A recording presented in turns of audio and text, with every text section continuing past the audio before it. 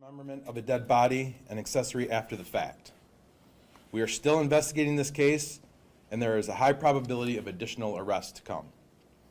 Because of the efforts to hide their crime, there are details of the sequence of events that we are not yet able to share, including the extent of the injuries from the assault. We know this is a gruesome case. Our teams have been working around the clock to get these suspects arrested and charged for these crimes. It's important to note that the cooperation of the public and the citizens helped us get some closure on this case and get this case moving quickly from the beginning of it. This takes me to my next point. It is not a good time to be a bad guy in the city of Lansing. I can tell you why. We've had 6 homicides in 2 months. Of those 6 homicides, we have 5 people in custody.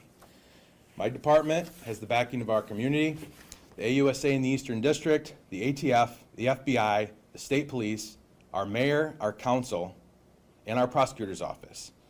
If you don't believe me and you think that this is just fluff, take a look at some of our recent prosecutions, some federal indictments, and sentences that we've recently had on some of our bigger cases.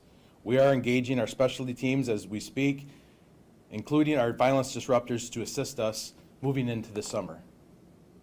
Questions? Sir, with this being another homicide in the last 2 months, and we started the year pretty quiet when it comes to these violent crimes, just your reaction to this just changing course? I really don't have anything I can put my finger on as to why. I do know we had a really good start to 2024. Circumstances are just that we have had a rash. None of them are related. They're not random. There's no affiliation with them. It just so happens that we've had 6 in a very short period. Hopefully that doesn't continue, that trend. Have community members been pretty forthcoming with information with investigators and detectives when these cases happen? Absolutely. We have had great response from the community. This is why we have so much success with our arrests and our prosecution so far, because the community has already said, you've heard me say it before, we're tired of this nonsense. So when they see something, they say something, which helps our detectives out immensely when they investigate these cases.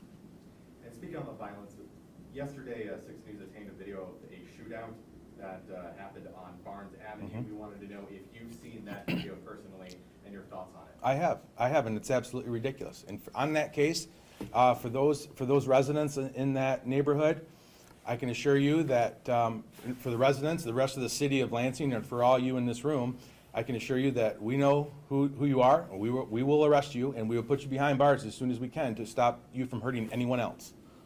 Thank you. Does this seem to be gang-related, this particular case? There's no gang relation. Nope. Yes? You mentioned those 6 homicides, one being the shooting death of a 14-year-old last week on May 6th. Do you have any updates on that homicide in talking about this group that's happened in a short period of time? We have gained some information on that. We have some person of interest in that case, but we are navigating that case right now to make sure that we have everything aligned so that we have that prosecution, and we have what we need for that prosecution. And with the higher number of homicides in Lansing recently, will there be more officers outnumbered in the community as these numbers go up, or are there any initiatives that you all are pushing at this time? Absolutely. We always, in the summer months when it gets warmer and people are more outside, these events sometimes happen. We absolutely plan on making sure that we have a strong front for that criminal element out in front of everyone this summer to make sure that they know where we stand and it will not be tolerated. And if you do it and you do get caught, which you will be held accountable in Ingham County.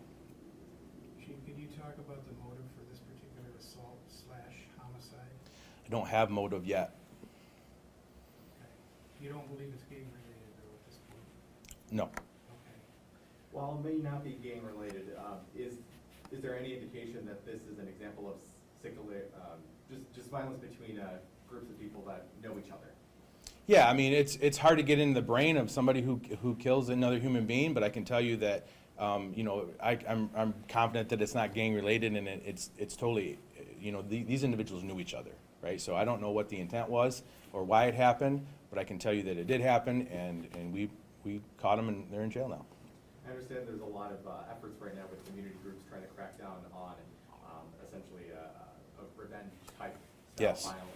And does it seem like these may be cases related to that type of I don't know as if they're related as much as they're absolutely affected by our violence disruptors. This is exactly why we engage with these groups, and we've seen it to be beneficial. The violence disruptors are out there and having their stewards out and getting a hold of these folks and giving them some guidance so that there's no retaliation.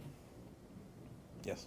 What have the partnership efforts been between some community groups, other law enforcement? We have Advanced Peace who is out there, and also MSP, having a relationship with the city of Lansing. Could you talk about those relationships as we kind of head into this summer season, and what some of the focus is with those partnerships? Sure. So we have our relationships with the ATF, MSP, FBI, the AUSA, the Eastern District, Mark Totten. We're going to launch a summer initiative here in the coming weeks that you'll all be invited to make sure that everybody's aware of our efforts. We will have proactive efforts as opposed to mostly reactive that we have in the past to make sure that everybody is aware that, one, the community is safe. We're out there visible to them and they feel safe, and two, that the criminals will have some accountability factors that they haven't had in the past. Anything else? Yes. Is there any updates as to the further court proceedings or dates with the folks who are in custody for this crime? No, I don't have that. The arraignments are taking place right now, and I don't have that information, but we will have that for you shortly. Anything else? Chief, do you know whether the victim was killed at the address, the original location of the call, or killed after the victim was taken from that location? I can't get into that yet because that's part of the ongoing investigation. Chief, are you able to add any more details in terms of explaining dismemberment? What were detectives seeing when they got on scene? I can't really get into that right now. That's part of the investigation. Okay, thank you all for coming. Have a good day.